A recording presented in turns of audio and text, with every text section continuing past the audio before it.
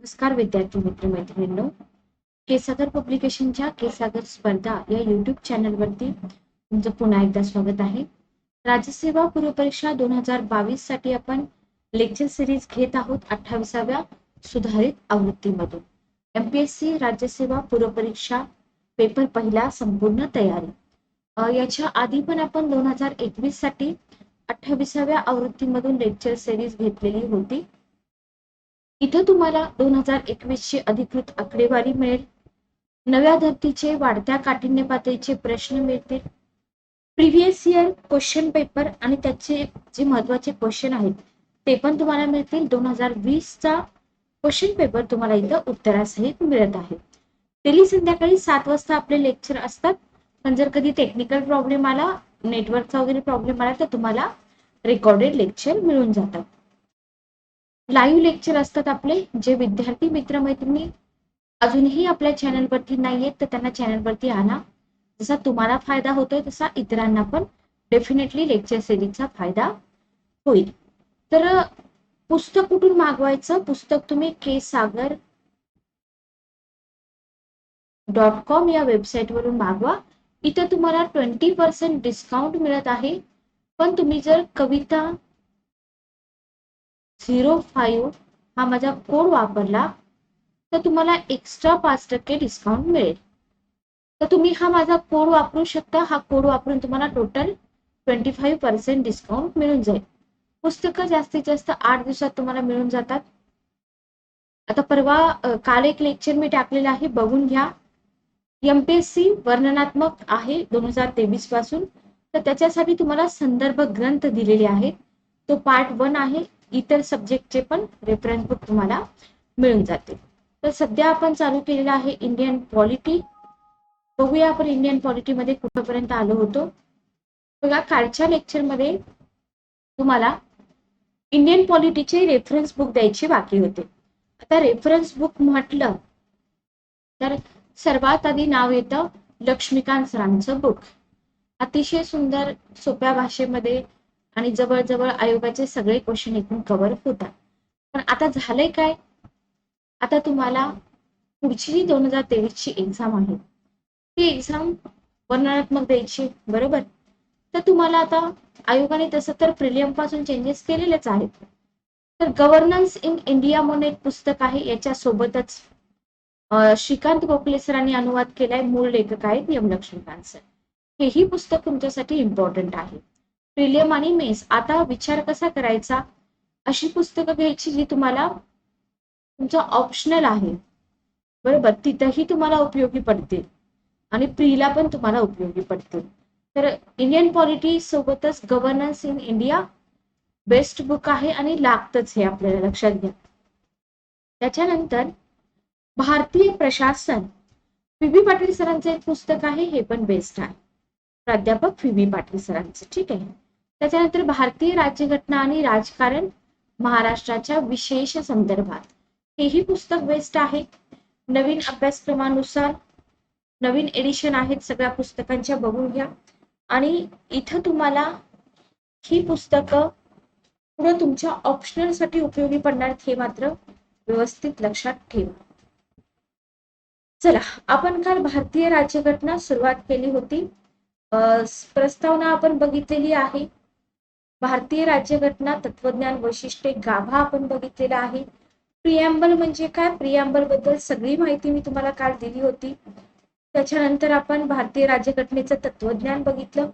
याच्यामध्ये आपण तत्वज्ञानातील कोणते मुद्दे बघितले मी थोडक्यात रिवाइज करते.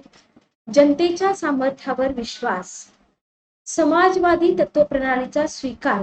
आधी तुम्हाला तत्वज्ञानाचे मुद्दे सॉर्ट आउट करावे लागतील आणि ते मुद्दे तुम्हाला पुन्हा डिटेलमध्ये अभ्यासावे लागतील, जसं आपण लेक्चर मध्ये अभ्यासला. आता हे का करायचं? कारण तुम्हाला काही फॅक्च्युअल क्वेश्चन प्रिलियमला येतात, बरोबर. त्याच्यानंतर आपण काय बघितलं? त्याच्यानंतर आपण बघितलं धर्मनिरपेक्ष राज्य म्हणजे काय, लोकशाही प्रजासत्ताकाचा स्वीकार, बरोबर, स्वातंत्र्य, समता, बंधुता आणि न्याय या तत्वांचा पुरस्कार. हे क्लिअर? आय थिंक आपण इथपर्यंत चालू होतो बहुतेक काल, बरोबर आहे. तर आज आपण स्टार्ट करतोय भारतीय राज्यघटनेची वैशिष्ट्य. आता ज्या विद्यार्थ्यांनी कालचं लेक्चर बघितलेलं नसेल तर प्लीज कालचं लेक्चर बघून घ्या.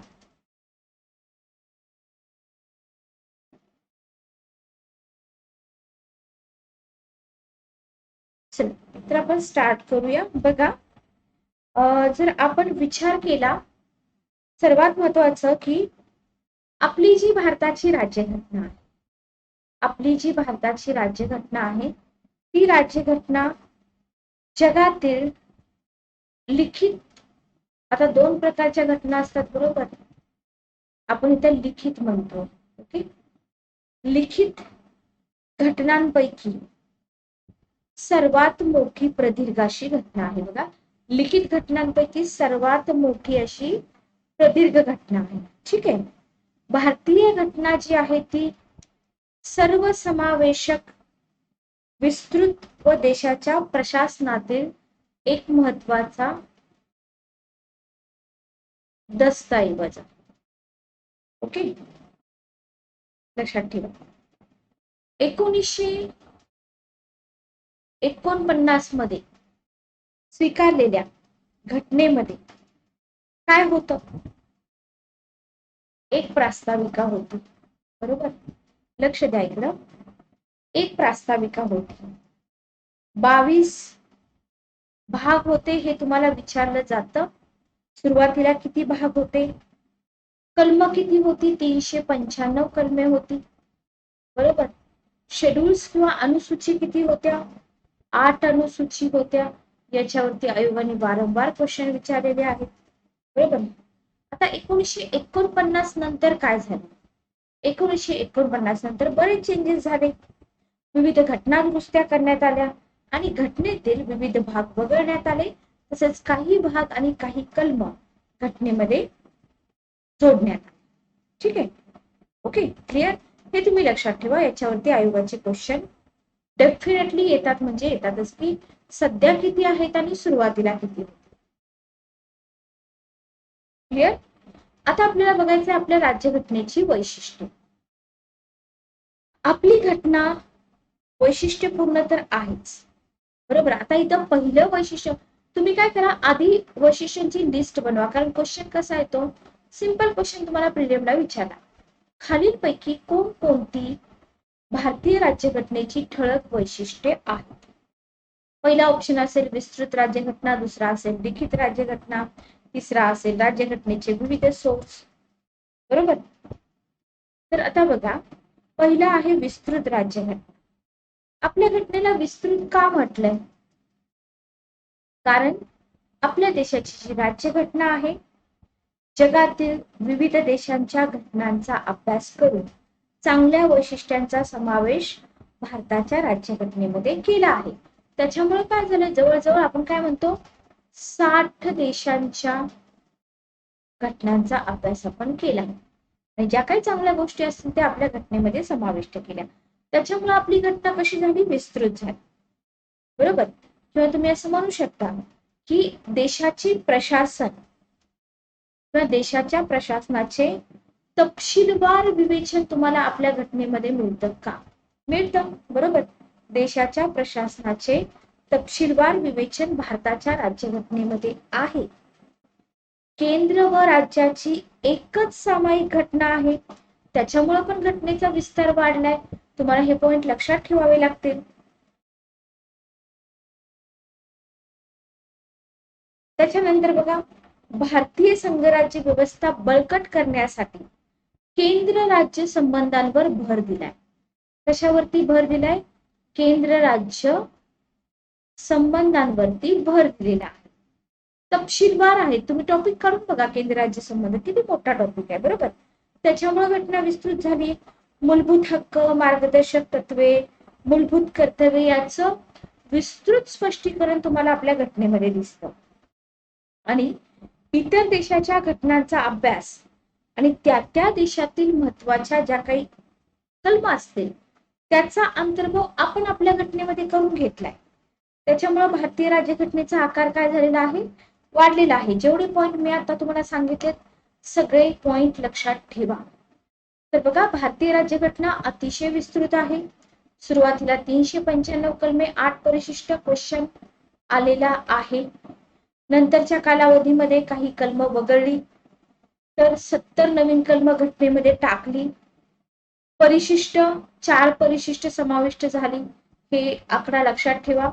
त्याच्यामुळे कलमांची संख्या तुम्हाला फिक्स नाहीये, हे चेंज होऊ शकतं. 467 प्लस आहे. परिशिष्ट किती झाली? 12 झाली. हे फक्त लक्षात असू द्या. घटना एकूण किती प्रकरणामध्ये विभागली आहे? एकूण 25 प्रकरणामध्ये आपली घटना विभागली आहे. जगातील अन्य कोणत्याही देशाच्या घटनेपेक्षा आपल्या भारताची राज्यघटना कशी आहे? मोठी आणि विस्तृत आहे. याच्या व्यतिरिक्त पण मी तुम्हाला रेफरन्स बुक मधले पॉइंट सांगितले. पॉइंट विसरू नका, लक्षात ठेवा. ठीक आहे. सेकंड आहे लिखित राज्यघटना. तर आपल्या भारताची जी राज्यघटना आहे त्याचं स्वरूप कसं आहे? लिखित आहे. लिखित घटना एका निश्चित वेळी तयार केली जाते. एका निश्चित तारखेपासून अधिनियमात आणि अंमलात येते. भारतीय राज्यघटनेचं स्वरूप तसंच आहे. ब्रिटनची राज्यघटना कशी आहे सांगा बरं?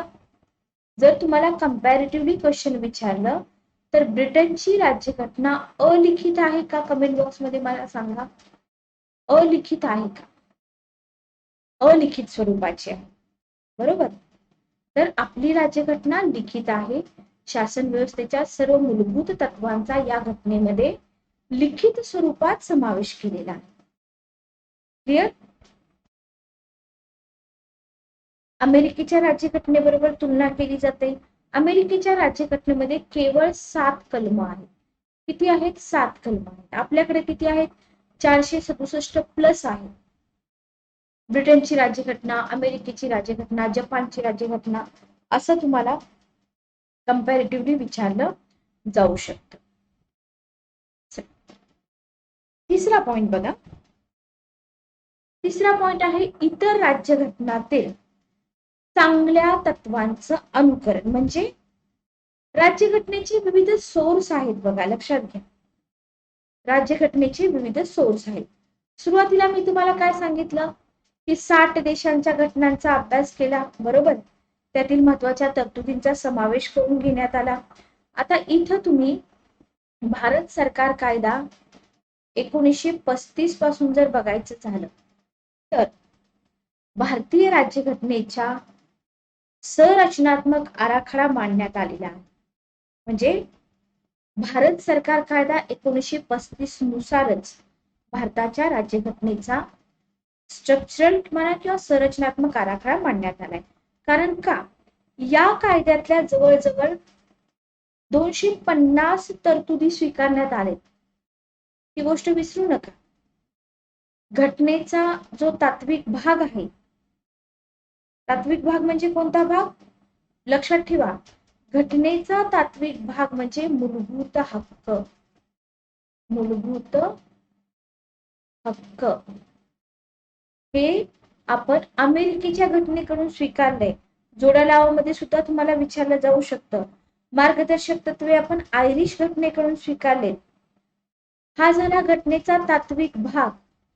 तात्विक भाग. आता तुम्हाला असं विचारतील, तात्विक भाग कोणाकडून स्वीकारलाय? राजकीय भाग कोणाकडून स्वीकारलाय? जर तुम्ही राजकीय भागाचा विचार केला तर तो ब्रिटनच्या घटनेवर आधारलेली संसदीय शासन व्यवस्था भारताच्या घटनेने स्वीकारलेली आहे. विसरू नका, तात्विक भाग आणि राजकीय भाग. ओके. त्याच्यानंतर बघा, कॅनडा, जर्मनी, फ्रान्स, जपान, दक्षिण आफ्रिका, ऑस्ट्रेलिया, रशिया इत्यादी देशांच्या घटनेचा जो प्रभाव आहे भारतीय राज्यघटनेवरती दिसून येतो. आणि याच कारणामुळे भारतीय राज्यघटनेला उसनी घटना म्हणतात, पॅचवर्क म्हणतात, पश्चिमेचं अनुकरण म्हणतात. टीका केली जाते आपल्या घटनेवरती, बरोबर. पण आपल्या घटनेमध्ये परिस्थितीला अनुसरून बदल केले. ठीक आहे. आता तुम्हाला इथं काय दिलंय बघा. इतर देशांच्या राज्यघटनातील चांगल्या तत्वांचा अनुकरण करण्याचा प्रयत्न केलाय. पण अनुकरण करताना त्यांनी ऍज इट इज आहे असं घेतलंय का? नाही. त्याच्यामध्ये जे नेसेसरी आहे ते फेरफार केलेतच ना.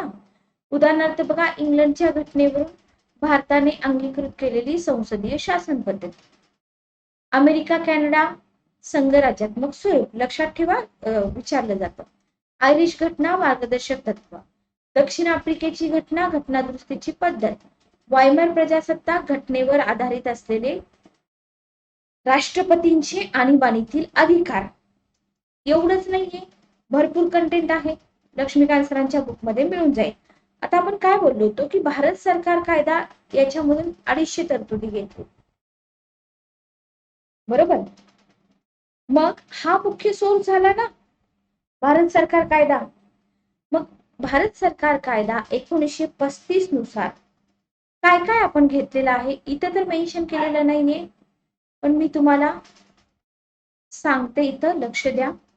भारत सरकार कायदा 1935 मधून आपण संघराज्य व्यवस्था, संघराज्य व्यवस्था, ठीक आहे. त्याच्यानंतर न्याय व्यवस्था, न्याय व्यवस्था, लोकसेवा आयोग, लोकसेवा आयोग, ओके. आणीबाणीच्या तरतुदी,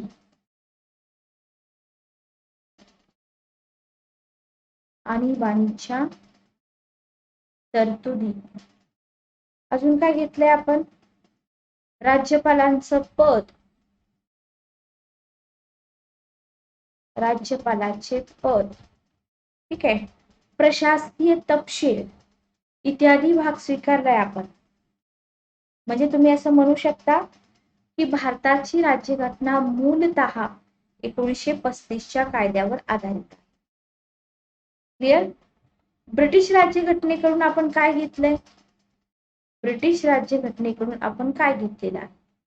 ब्रिटिश राज्यघटनेकडून आपण संसदीय शासन व्यवस्था, कॅबिनेट, द्विगृही संसद, फर्स्ट पास्ट पोस्ट सिस्टीम, कायदा करण्याची पद्धत, कायद्याचं राज्य, एकेरी नागरिकत्व आणि विशेषाधिकार, ठीक आहे. हे झालं ब्रिटिश घटना. मी ओरली सांगते पण तुम्ही नोट डाऊन करून घेऊ शकता.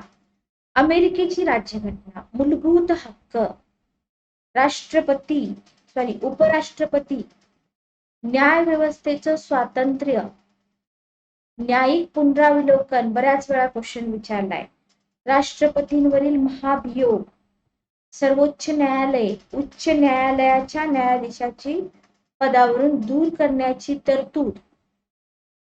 या सगळ्या बाबी आपण अमेरिकेच्या राज्यघटनेकडून घेतलेल्या आहेत. कॅनडाची राज्यघटना, कॅनडाच्या राज्यघटनेकडून आपण राज्यपालांची नेमणूक, प्रभावी केंद्र असलेलं संघराज्य आणि त्याच्याकडे शेषाधिकार, सर्वोच्च न्यायालयाचे सल्लागार अधिकार क्षेत्र, या सगळ्या गोष्टी आपण घेतलेत कॅनडाच्या घटनेकडून, ओके. त्याच्यानंतर आहे आयरिश घटना. आयरिश घटनेकडून आपण काय घेतलं?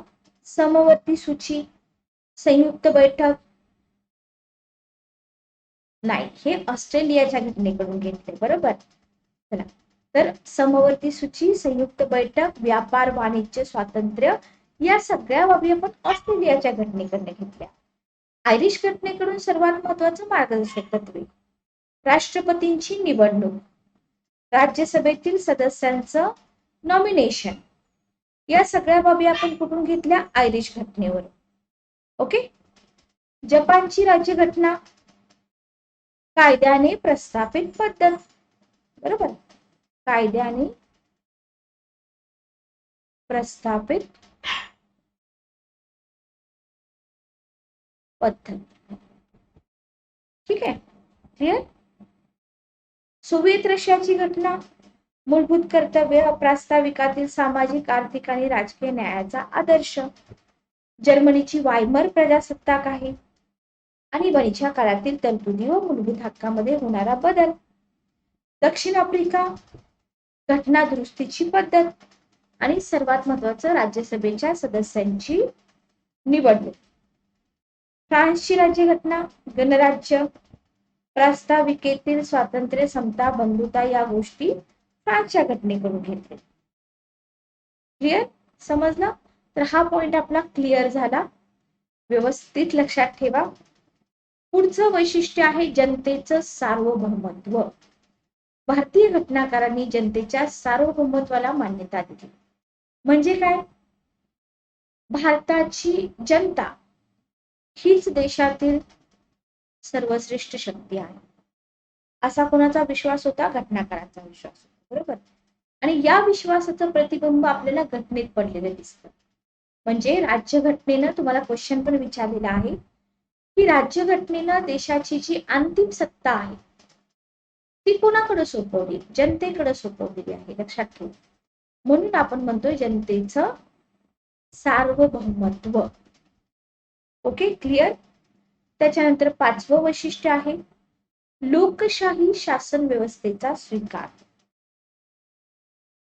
जनतेच्या सार्वभौमत्वाला अनुसरून जर लोकशाही शासन व्यवस्था नसेल तर काल आपण बघितलेलं आहे. बरोबर? तर जनतेच्या सार्वभौमत्वाला अनुसरून भारतीय राज्यघटनेने लोकशाही शासन व्यवस्थेचा स्वीकार केला. त्याचप्रमाणे देशात प्रजासत्ताकाची सुद्धा स्थापना केलेली आहे. हे पॉइंट विसरू नका. क्लिअर? आता इथे तुम्हाला काय दिले बघा बॉक्समध्ये. कधी कधी बॉक्समध्ये दिलेलं कंटेंट खूप इम्पॉर्टंट असतं, एक्झाम मध्ये विचारलं जातं. 102वी घटना दुरुस्ती अधिनियम 2018 अन्वये आपल्या राज्यघटनेत कलम 338B आणि कलम 342A या दोन नव्या कलमांची भर पडली आणि आपल्या घटनेतील कलमांची संख्या 467 प्लस झाली. फक्त लक्षात ठेवा, जास्त डिटेल मध्ये तुम्हाला विचारत नाही कारण हे सतत चेंज होणार आहे. Okay, clear? चला पुढे काय दिलेलं आहे बघा आपल्याला. पुढे दिलेलं आहे धर्मनिरपेक्षता. धर्मनिरपेक्षता हे आपल्या घटनेचं वैशिष्ट्य आहे का? आहे.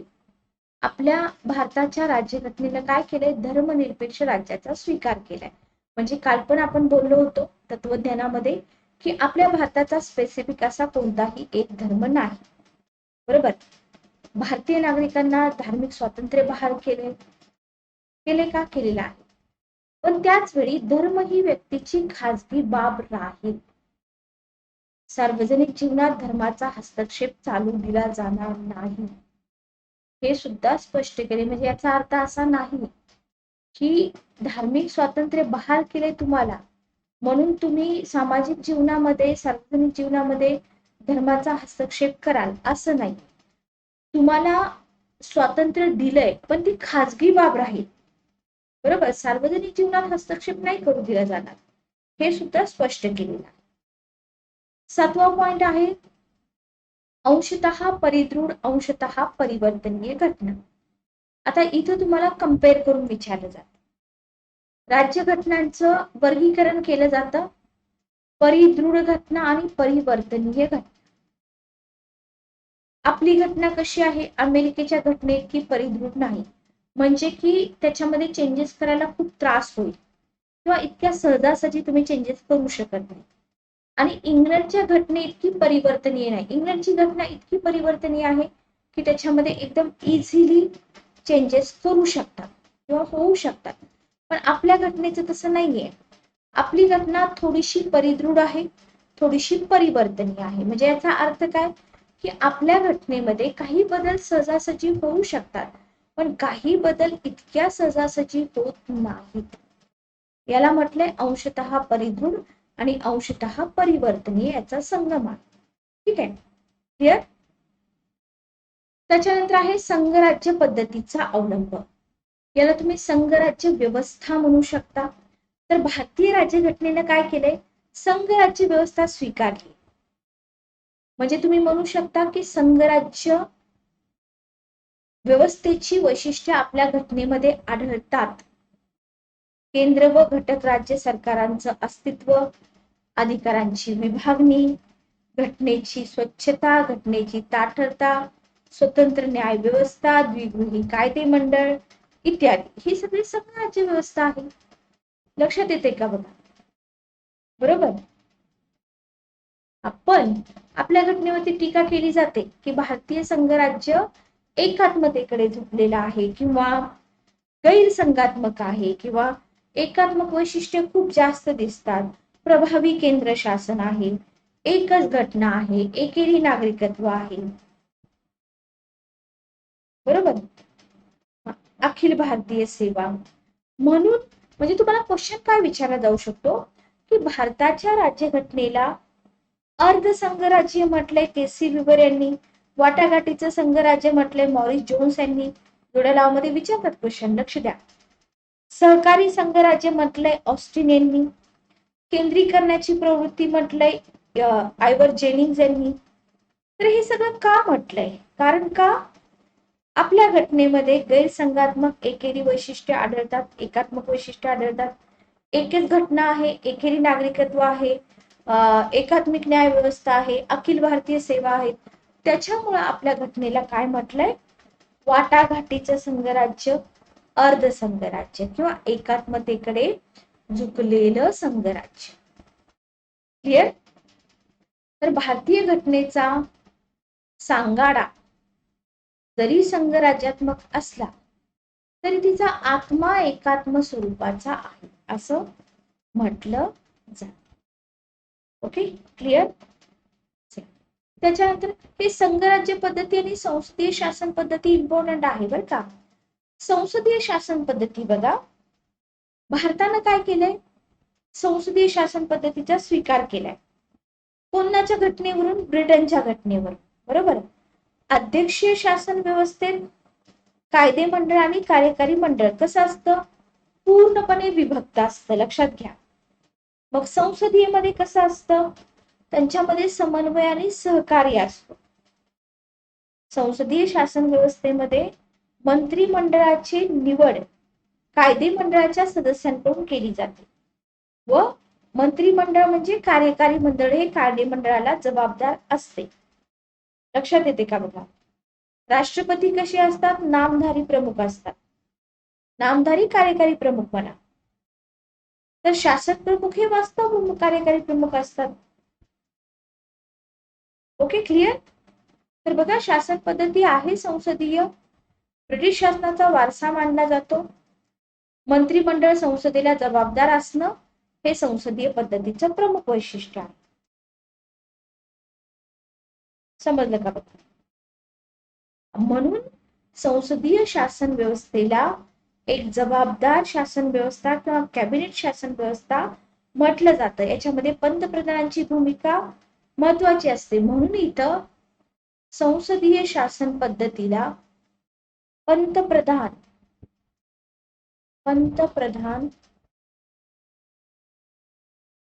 शासन व्यवस्था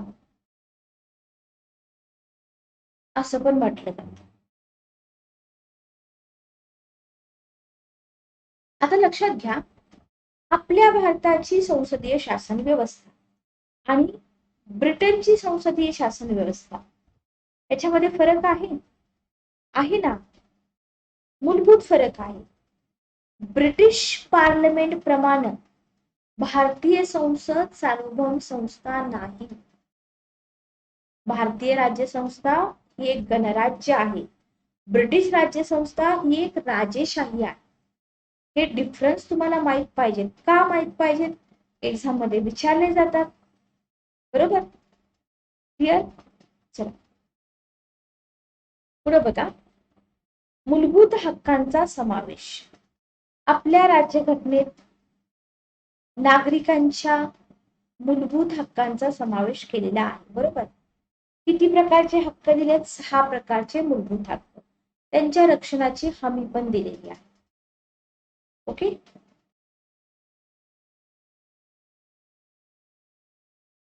10 वैशिष्ट्ये आपण पूर्ण केली. 11वं वैशिष्ट्य बघा, मार्गदर्शक. बरं, आता मूलभूत हक्कांबद्दल मी तुम्हाला पुढे जास्त बोलते. पुढे आपल्याला घ्यायचंच आहे. न्यायप्रविष्ट आहेत का, कसे आहेत, वगैरे वगैरे. मार्गदर्शक तत्वांचा समावेश केलाय का? केलेला आहे. मग मार्गदर्शक तत्वे हे आपल्या घटनेचं एक वैशिष्ट्य येतं. कशाची निर्मिती करतात? कल्याणकारी राज्याची निर्मिती करतात. मग कल्याणकारी राज्याची निर्मिती करून लोकांना काय मिळवून देतात? सामाजिक आणि आर्थिक न्याय मिळवून देतात. बरोबर. याच्यासाठीच मार्गदर्शक तत्वांचा समावेश केलाय ना घटनेमध्ये. शासन संस्थेने राज्यकारभार चालविताना कोणत्या तत्वांना प्राधान्य द्यावे याच्या संबंधी आपल्या राज्यघटनेनं मार्गदर्शन केलं आहे. आणि या तत्वांनाच राज्याच्या धोरणाची मार्गदर्शक तत्वे असं म्हटलं जातं. मात्र ही तत्वे शासन व्यवस्थेवर बंधनकारक आहेत का? नाहीत. शासनाने त्यांची अंमलबजावणी केलीच पाहिजे असा आग्रह आपण करू शकत नाही. लक्षात घ्या. फक्त मार्गदर्शक आहे. जेव्हा घटनेचा प्रारंभ झाला आणि क्वेश्चन उभा राहिला की मूलभूत हक्क आणि मार्गदर्शक तत्वे यापैकी वरचढ कोण, त्यावेळेस तुम्हाला मिनर्वा मिल्स खटला दिसतो 1980चा. मग मिनर्वा मिल्स खटल्याच्या वेळेस 1980 सर्वोच्च न्यायालयाने काय निवाडा दिला की भारतीय घटनेतील मूलभूत हक्क व मार्गदर्शक तत्वे ही संतुलनाच्या आधारशिलेवरती आहे. हे असं आपल्याला सगळं लक्षात ठेवायचं आहे. ठीक आहे. जर काही तुमचे डाऊट असतील तर तुम्ही मला कमेंट बॉक्स मध्ये विचारू शकता. आता इथे बघा, न्यायमंडळाचं स्वातंत्र्य किंवा स्वतंत्र व एकात्मिक न्याय व्यवस्था, व्हेरी इम्पॉर्टंट. न्यायमंडळाचं स्वातंत्र्य अबाधित राहील, त्याला काही प्रॉब्लेम येणार नाही अशी व्यवस्था आपल्या घटनेनं केली का? केलेली आहे. त्याच्यामुळे न्यायमंडळाला स्वतंत्रपणे व निपक्षपातीपणे कार्य करणं शक्य झालंय. बरोबर. याच्याशिवाय आता इथे तुम्हाला काय म्हटलंय? भारताच्या घटनेनं कायदेमंडळ, कार्यकारी मंडळ यांच्या बाबतीत संघराज्य व्यवस्था निर्माण केली. बरोबर. पण न्याय व्यवस्था कशी ठेवली? एकात्म ठेवली. एकात्म न्याय व्यवस्थेमध्ये सर्वोच्च न्यायालय, उच्च न्यायालय, कनिष्ठ न्यायालय अशी शृंखला ठेवली. आणि सुप्रीम कोर्टाला आपल्या घटनेनं संघराज्य न्यायालय, अपिलाचं न्यायालय, मूलभूत हक्काचा हमीदाता आणि घटनेचा संरक्षण करता बनवलं. सगळं व्यवस्थित लक्षात ठेवा. ओके. याच्याशिवाय एकेरी नागरिकत्व,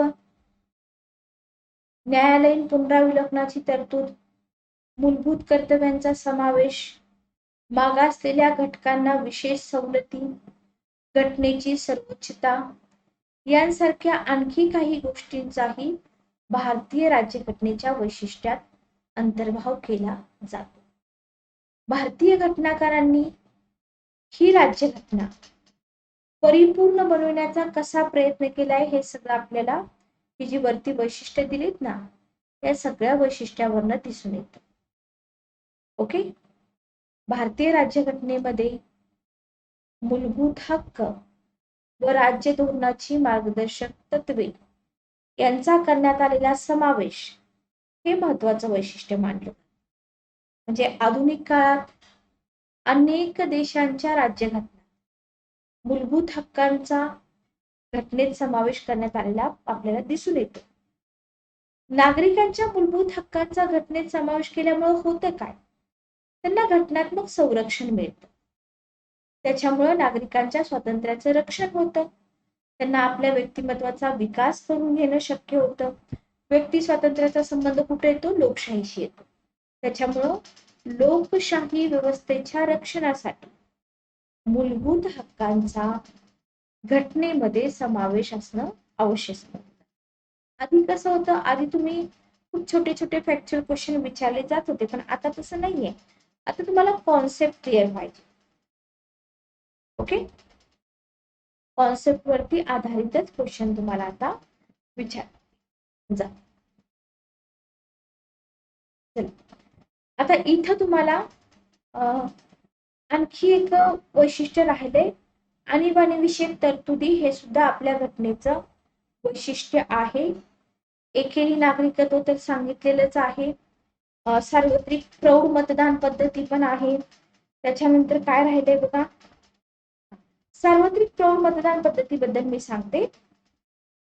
भारतीय लोकशाही एक व्यक्ती एक मत या तत्वावर चालते, बरोबर.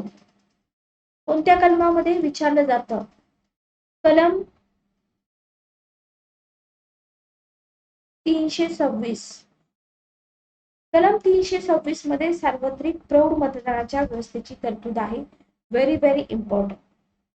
भारताच्या घटनेत सार्वत्रिक प्रौढ मतदानाच्या पद्धतीद्वारे काय प्रस्थापित होतं, राजकीय समानता प्रस्थापित होते. असेच क्वेश्चन आयोग विचारतो तुम्हाला, ठीक आहे. एकेरी नागरिकत्व सोपं आहे, त्याचा काही विषय नाहीये, पण सार्वत्रिक प्रौढ मतदान पद्धती तुम्हाला विचारली जाऊ शकते. Okay, clear.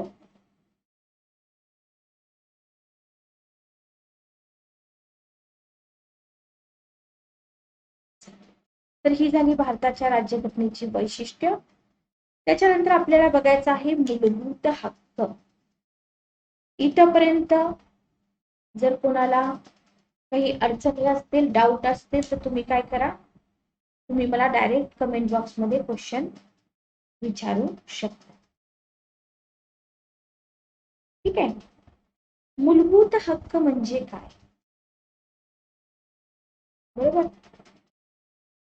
उदाहरणार्थ बघा, प्रत्येक व्यक्तीला वयाची 18 वर्ष पूर्ण झाल्यानंतर त्याला मतदानाचा अधिकार मिळतो.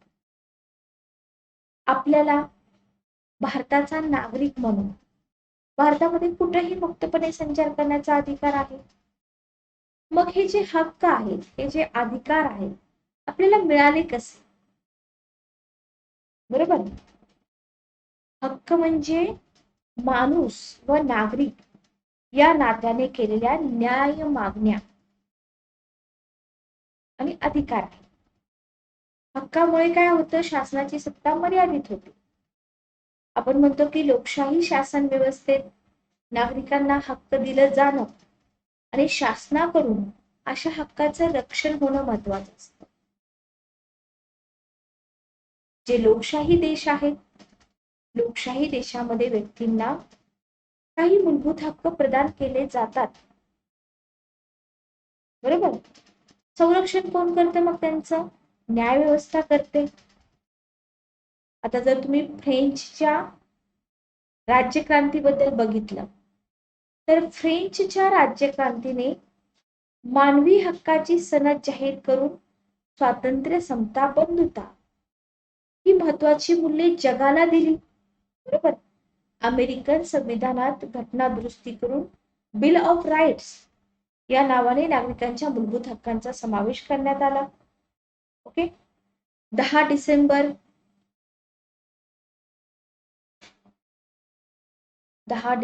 1948 संयुक्त राष्ट्राने मानवी हक्काचा सार्वत्रिक जाहीरनामा घोषित केला आणि भारतीय संविधानात मूलभूत हक्काचं महत्व जाणून 3ऱ्या भागात 6 प्रकारच्या मूलभूत हक्कांचा समावेश केला. हे सगळं बॅकग्राऊंड आहे, हे तुम्हाला माहित पाहिजे. भाग 3 कलम 12 ते 35. मग भाग 3 ला भारताची मॅग्ना कार्टा म्हणतात का. भारतातले जे मूलभूत हक्क आहेत आपल्या घटनेमध्ये दिलेले, देशातल्या इतर जगातल्या इतर देशांच्या तुलनेत अधिक विस्तृत आहेत का, किंवा आपल्या संविधानात असं नमूद केलंय का की मूलभूत हक्क देण्याची आणि त्याच्या संरक्षणाची जबाबदारी राज्यांकडे आहे, बरोबर. हे सगळं तुम्हाला माहित पाहिजे. इथं ठोकळ्यामध्ये काय दिलंय ते तर मी तुम्हाला सांगतेच आहे, पण आता जे काही मी तुम्हाला समजावून सांगते ते रेफरन्स बुक मधलं आहे, म्हणून रेफरन्स बुक वापरणं इतकं इम्पॉर्टंट असतं, लक्षात घ्या, ठीक आहे. मूलभूत हक्कांचं महत्व काय बघा, आपण हे सगळे मूलभूत हक्क बघण्याच्या आधी जे काही मी तुम्हाला ओरली सांगते ते तुम्ही ऐकून घ्या. व्यक्तीला विकास साधण्यासाठी स्वातंत्र्य आणि समता आवश्यक ठरते, बरोबर. म्हणून लोकशाहीचे स्वातंत्र्य आणि समता हे दोन आधारस्तंभ असतात. स्वातंत्र्य आणि समता हे दोन आधारस्तंभ कशाचे? लोकशाहीचे. स्वातंत्र्य, समता, बंधुता, न्याय ही महत्वाची मूल्ये जी आहेत ती संविधानाच्या प्रिअम्बल मध्ये आहेत. आपण कालच बघितलं उद्देश पत्रिकेमध्ये. कोणत्याही देशाची राज्यघटना असू द्या ती त्या देशाचा एक मूलभूत कायदा असते. राज्यघटनेमध्ये मूलभूत हक्कांना स्थान दिलंय. मूलभूत हक्क व्यक्तीसाठी महत्वाचे ठरतात, बरोबर. मूलभूत हक्क न्याय प्रविष्ट असतात. न्याय व्यवस्थेमार्फत तुम्ही जर उल्लंघन झालं तर न्याय मिळवू शकता. मूलभूत अधिकार देशामध्ये राजकीय लोकशाहीचा आदर्श प्रस्थापित करतात. जनतेच्या स्वातंत्र्याचं रक्षण मूलभूत हक्कांकडून होतं. देशातले कार्यकारी मंडळ आहे, कायदे मंडळ आहे, यांच्या ज्या कृती असतात यांच्या कृतीवर मर्यादा घालण्याचं जे काम आहे ते कोणाकडून होतं? मूलभूत हक्कांकडून होत असतं. हे सगळं तुम्हाला काय म्हणून लक्षात ठेवायचंय? मूलभूत हक्कांचं महत्व म्हणून लक्षात ठेवायचं. क्लिअर? हा भाग कंटिन्यू करायच्या आधी मी तुम्हाला रेफरन्स बुक मधला भाग सांगते, लक्षात घ्या. हा भाग तर मी घेणारच आहे तुम्हाला. मूलभूत हक्कांचं महत्व सांगितलं. पुढे तुम्हाला आणखी एक क्वेश्चन विचारला जातो, मूलभूत हक्कांची वैशिष्ट्य. आता इथं तुम्हाला डायरेक्ट मूलभूत हक्क दिलेत बरं का. मी तुम्हाला आधी मूलभूत हक्कांची वैशिष्ट्य सांगते, ऐकून घ्या. हक्कांची सविस्तर पद्धतीने नोंद आहे. मूलभूत हक्क मर्यादित आहेत, अमर्यादित नाहीत. त्याला न्यायालयीन संरक्षण आहे. मूलभूत हक्कांमध्ये दुरुस्ती होऊ शकते. मूलभूत हक्क स्थगित पण केले जाऊ शकतात. हे काय आहेत? ही 5 मूलभूत हक्काची वैशिष्ट्ये आहेत. 5 वैशिष्ट्ये लक्षात ठेवायची. 5 वैशिष्ट्य. पहिलं वैशिष्ट्य मी काय सांगितलं तुम्हाला की हक्कांची सविस्तर पद्धतीनं नोंद. भारतीय राज्यघटनेमध्ये व्यक्तीला मूलभूत हक्कांची जी नोंद आहे सविस्तर पद्धतीने करण्यात.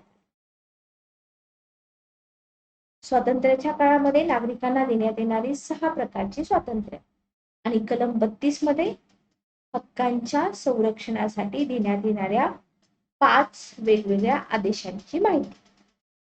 ओके. मर्यादित आहेत का? आहेत. प्रत्येक हक्काला काहीतरी लिमिटेशन आहे. न्यायालयीन संरक्षण आहे का? आहे. हक्कांचं उल्लंघन होणार नाही याची काळजी घेण्याची जबाबदारी न्यायमंडळावर आहे. व्यक्तीला जर वाटलं की आपल्या हक्काचं उल्लंघन झाले तर व्यक्ती न्यायालयात जाऊ शकतो. दुरुस्ती होते का? याच्यामध्ये होते. मूलभूत हक्कामध्ये दुरुस्ती करता येते. भारतीय संसदेला मूलभूत हक्कामध्ये दुरुस्ती करण्याचा अधिकार आहे. मात्र यासाठी घटनेच्या मूलभूत संरचनेचा विचार केला. ओके. स्थगित केले जाऊ शकतात. राष्ट्रीय आणीबाणीच्या काळामध्ये कलम 20 आणि 21 मधील हक्क वगळता इतर सगळे हक्क स्थगित करता येतात. लक्षात ठेवा, सगळे हक्क स्थगित करता येतात. ओके. चला, तर हे मी तुम्हाला सगळं रेफरन्स बुक मधलं सांगितलं. आता आपल्या ठोकळ्यामध्ये काय दिले? आपल्या ठोकळ्यामध्ये सिंपल इन्फॉर्मेशन दिली. तिसरा भाग कलम 12 ते 35 या हक्कापैकी काही हक्क, हे इम्पॉर्टंट आहे बरं का, काही हक्क फक्त भारतीय नागरिकांसाठी आहे, काही हक्क सर्वांसाठी आहेत. सर्वांसाठी. आता इथं तुमचा एक टॉपिक आधी कव्हर व्हावा लागतो, नागरिकत्व, बरोबर. परकीय म्हणजे काय, नागरिक म्हणजे काय, शत्रू देशाचे परकीय म्हणजे काय. तर काही हक्क फक्त नागरिकांसाठी आहेत, काही हक्क सर्वांसाठी आहेत. मग भारतीय राज्यघटनेत समावेश करण्यात आलेले 6 कोणकोणते? समतेचा, स्वातंत्र्याचा, शोषणाविरुद्धचा, धार्मिक स्वातंत्र्याचा, सांस्कृतिक व शैक्षणिक, घटनात्मक उपाययोजनाचा हक्क. हे झाले 6. बरोबर. आता इथं तुम्हाला फक्त भारतीय नागरिकांसाठी असणारे हक्क आर्टिकल्सच्या स्वरूपात विचारू शकतात किंवा थेरॉटिकल स्वरूपात पण विचारले जाऊ शकतात. लक्ष्मीकांत सरांच्या बुकमध्ये पूर्ण तुम्हाला असे चार्ट बनवून दिलेले आहे. ओके. आता हे हक्क कोणते आहेत ते आपण बघूया. समतेचा हक्क. समतेचा हक्क याच्यापेक्षा पण डीप मध्ये तुम्हाला हे हक्क दिलेले आहेत. समतेचा हक्क म्हणा किंवा समानतेचा हक्क म्हणा. कलम 14 काय आहे? कलम 14 बघा. लोकशाही शासन पद्धतीत समतेच्या हक्काला विशेष महत्त्व दिलं जातं. का दिलं जातं? देशाच्या सामाजिक आणि राजकीय जीवनात जर समता प्रस्थापित झाली तरच लोकशाही यशस्वी होते, अदरवाईज यशस्वी होत नाही लोकशाही. म्हणून लोकशाही शासन पद्धतीमध्ये समतेच्या हक्काला विशेष महत्त्व दिले जाते. बरोबर. भारतीय घटनेतील समतेच्या हक्कांमध्ये कोणत्या गोष्टींचा अंतर्भाव होतो? पहिला आहे कलम 14. काय आहे कलम 14? कायद्यापुढे समता आणि कायद्याचं समान संरक्षण. कलम 14 म्हणजे कलम 14 नुसार प्रत्येक व्यक्ती कायद्यासमोर कशी असेल? समान असते. सर्वांना कायद्याचं समान संरक्षण मिळेल. धर्म, जात, लिंग, आर्थिक दर्जा अशा कोणत्याही आधारावर राज्य नागरिकांच्या मध्ये भेदभाव करेल का? नाही करणार. कायद्यासमोर समानता ही एक कसली संकल्पना आहे? नकारात्मक का सकारात्मक? नकारात्मक संकल्पना आहे. कायद्याचं समान संरक्षण सकारात्मक संकल्पना आहे. हे तुम्हाला लक्षात ठेवायचं आहे. बरोबर. आणि कायद्यासमोर समानता हा कायद्याचं राज्य या संकल्पनेचा प्रमुख घटक आहे. इथे तुम्हाला दिले ना एक महत्वाचं तत्व मानलं जातं. लक्षात येते का बघा. जर कंटेंट तुम्हाला खूप हेवी वाटत असेल, समजत नसेल, तर तुम्ही तुमचे जेवढे काही डाऊट असतील तेवढे सगळे डाऊट विचारू शकता. ओके.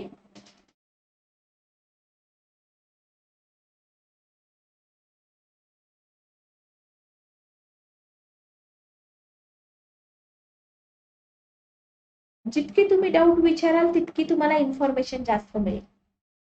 त्याच्यानंतर काय दिलेलं आहे बघा. याच्यानंतर आहे तुम्हाला दिलेलं भेदभावाचा अभाव. कलम 15 किंवा भेदभावास प्रतिबंध पण तुम्ही म्हणू शकता. तर भारताच्या घटनेनं नागरिकांमध्ये धर्म, वंश, जात, लिंग, जन्मस्थान यापैकी कोणत्याही आधारावर भेदभाव केला जाणार नाही हे स्पष्ट केले का? केलेला. बरोबर. आता तुम्ही म्हणाल की मॅडम याला अपवाद आहे का? हो आहे की. कलम 15(3) कलम 15 कलम 3 काय आहे? राज्य संस्था महिला आणि बालकांसाठी विशेष तरतुदी करू शकते. कलम 15 कलम 5 अनुसूचित जाती जमाती करता विशेष तरतूद करण्याचा अधिकार. बरोबर. तर हे असं लक्षात ठेवलं पाहिजे. कलम 16 संधीची समानता किंवा समान संधी. राज्य संस्थेच्या नियंत्रणाखाली कोणत्याही पदावरील नेमणुका संबंधी सर्व नागरिकांना समान संधी असेल. म्हणजे काय दिले बघा, भारतीय घटनेने सर्व नागरिकांना सार्वजनिक क्षेत्रातील, हा शब्द महत्वाचा आहे, सार्वजनिक क्षेत्रातील नोकऱ्यामध्ये संधीची समता बहाल केली आहे. सगळ्या नागरिकांना समान संधी दिलेली आहे. क्लिअर आहे का बघा इथपर्यंत? ओके.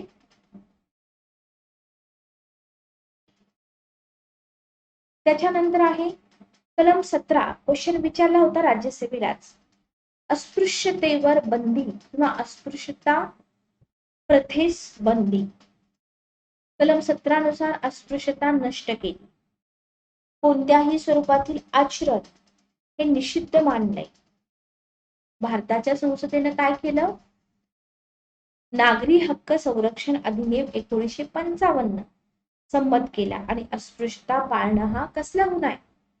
फौजदारी गुन्हा आहे. फौजदारी गुन्हा ठरवलं. ओके.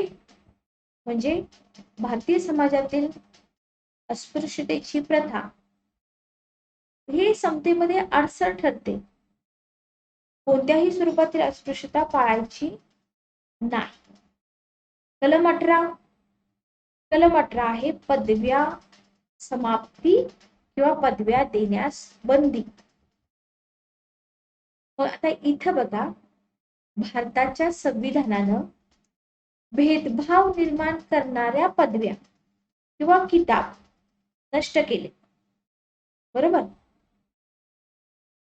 म्हणजे ज्याच्यामुळे व्यक्तीमध्ये भेदभाव होते. राज्य व्यक्तींना वंश परंपरानुसार प्राप्त होणारे म्हणजे महाराजा, राय बहादूर, राजसाहेब, दिवाण बहादूर या पदव्या देऊ शकणार नाही, हे राज्यघटनेने स्पष्ट केले. आता याला अपवाद आहेत का? आहेत ना. सैन्यातील हुद्दे दिले जाऊ शकतात, शैक्षणिक पात्रतेनुसार पदव्या दिल्या जाऊ शकतात, भारतरत्न, पद्मविभूषण, पद्मभूषण अशा पदव्या दिल्या जाऊ शकतात. फक्त वंश परंपरेनुसार प्राप्त होणारे जे पद आहे किंवा ज्याच्यामुळं व्यक्तीमध्ये भेदभाव निर्माण होऊ शकतात, अशा पदव्या नाही द्यायच्या. क्लिअर? तर कलम 14 पासून कलम 18 पर्यंत आपण काय बघितले? समतेचा हक्क किंवा समानतेचा हक्क. बरोबर. याच्यानंतर आपण दुसरा हक्क बघतोय, स्वातंत्र्याचा हक्क. हे थोडस आपण इरेज करूया.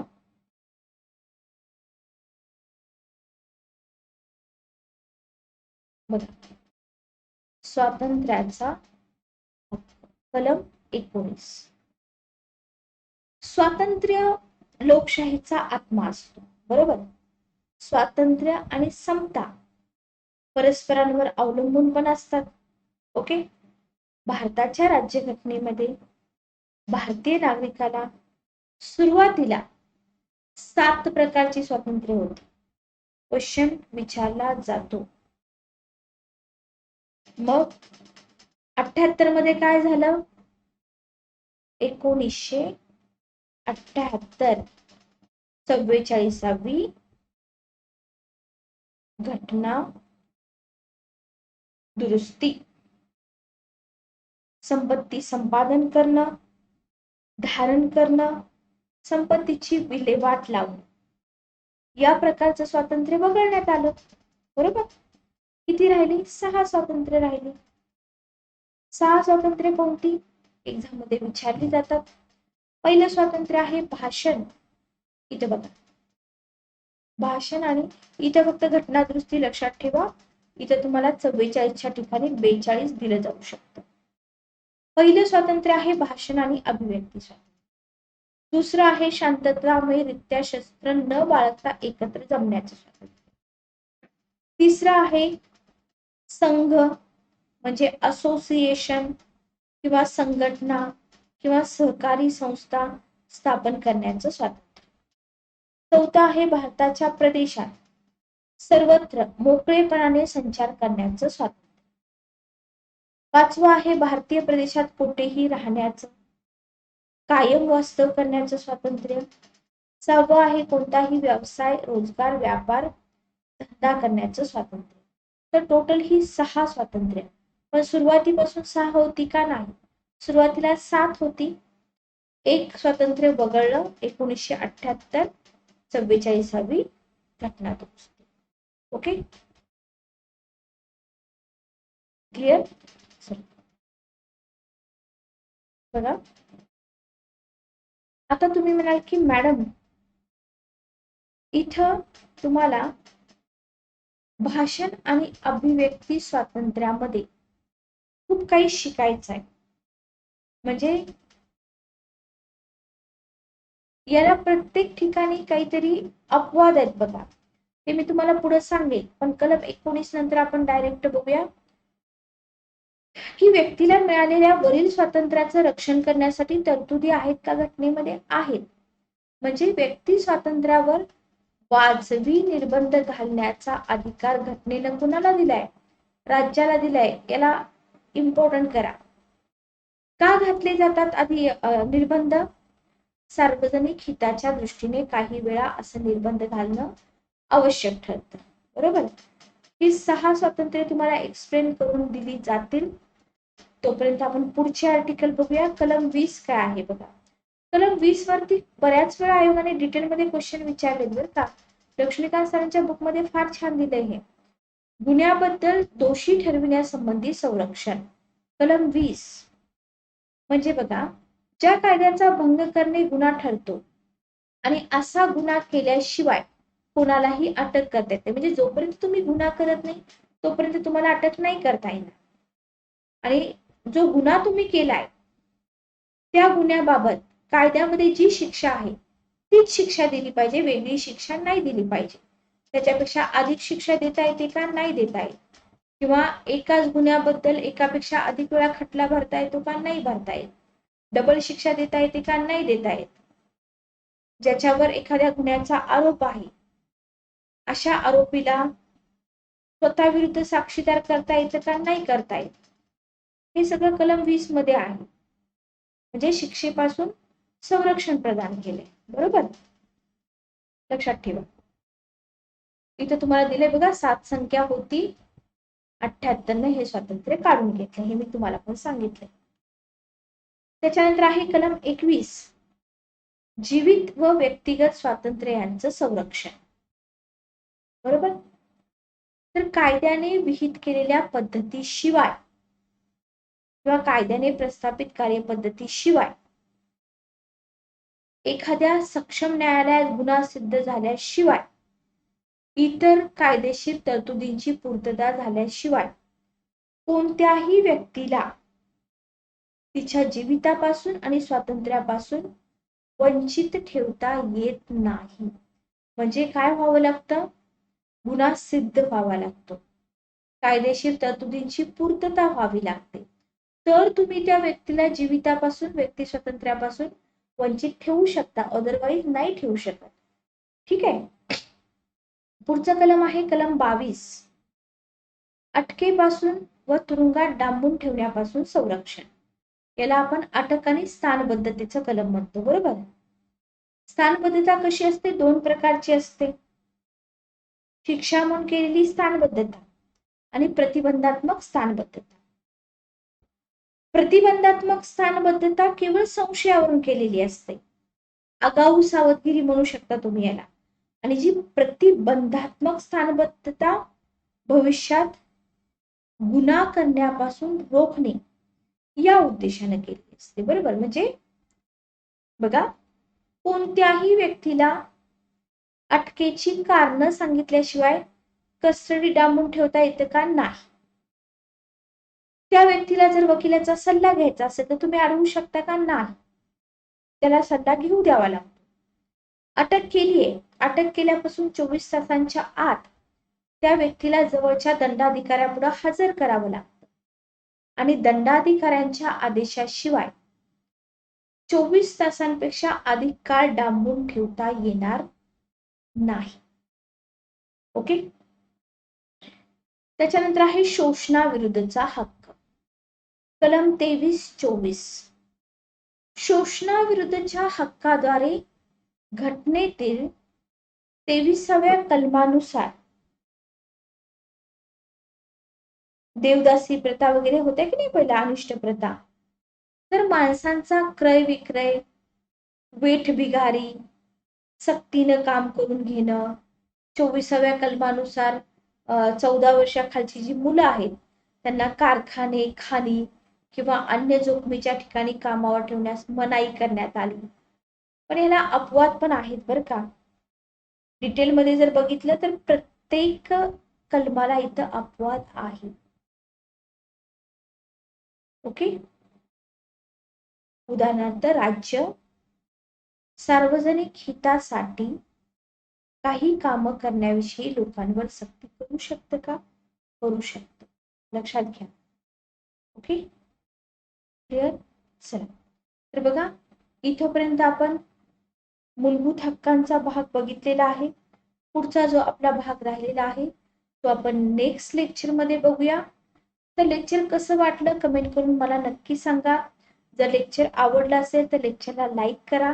याच्यापेक्षा डीप मध्ये अजून शिकायची इच्छा असेल तर kesagar.com या वेबसाईटवरून आपली दर्जेदार संदर्भ पुस्तकं मागवा. तुमची एमपीएससीची जर्नी पॉवरफुल रीतीनं चालू ठेवा. आयोगाचा पॅटर्न बदलत आहे. ऑप्शनल साठी टेन्शन घेऊ नका, भरपूर पुस्तकं आपल्या पब्लिकेशनची आहेत.